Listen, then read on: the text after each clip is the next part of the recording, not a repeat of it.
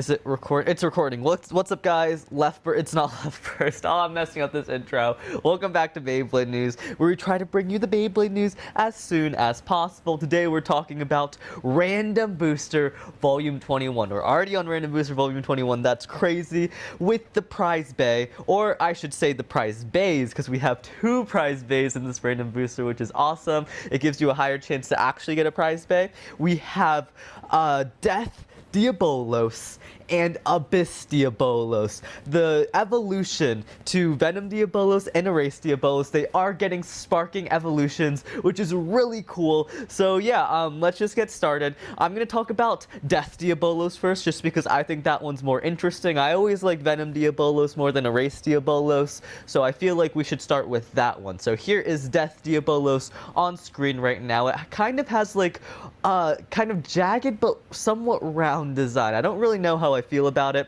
It's definitely like an upgrade version of Venom Diabolos back in the day, but it does look kind of small in my opinion. It looks kind of small for a Beyblade, especially Diabolos, which I thought was like somewhat big.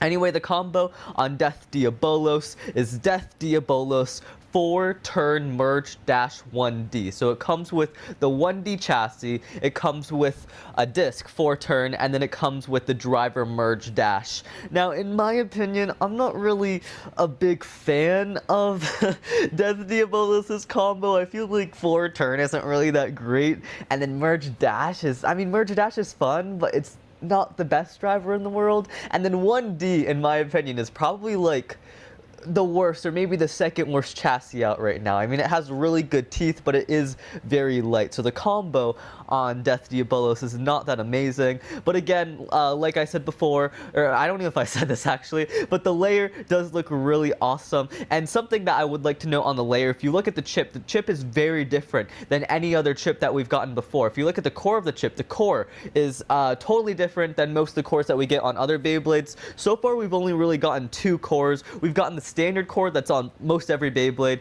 and then we've gotten the core that comes on Super Hyperion and King Helios. But now Diabolos comes with a different core, and not only that, it doesn't look like you're going to be able to customize the core on the Diabolos chip. So it's going to be somewhat reminiscent to Venom Diabolos, where the chip was fused with the weight. It seems like in the new Sparking Diabolos, the chip will be fused with the core, so that'll be interesting. And it does look like the core has a possibility to be metal. I think it is metal, but I'm not 100% sure. But I don't understand why they would like fuse the chip with the core if the core wasn't metal. So I'm pretty sure Diabolos comes with a metal core, which is awesome. And I love the blue color. I think the blue color looks amazing.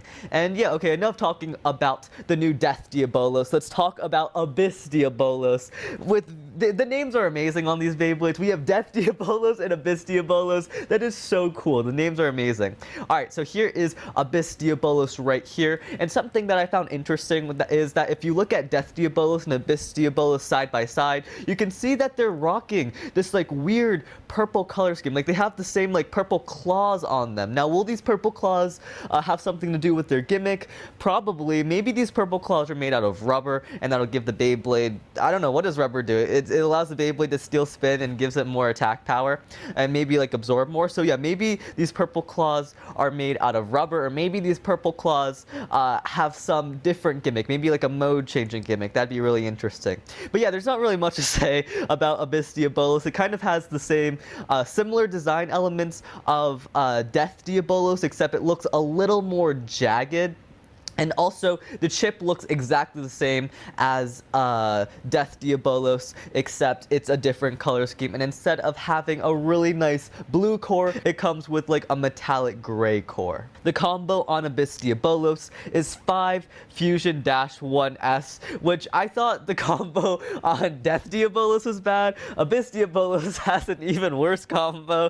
It comes with 5, which is like it's an okay disc, but doesn't even come with a frame. And then it comes with Fusion Dash.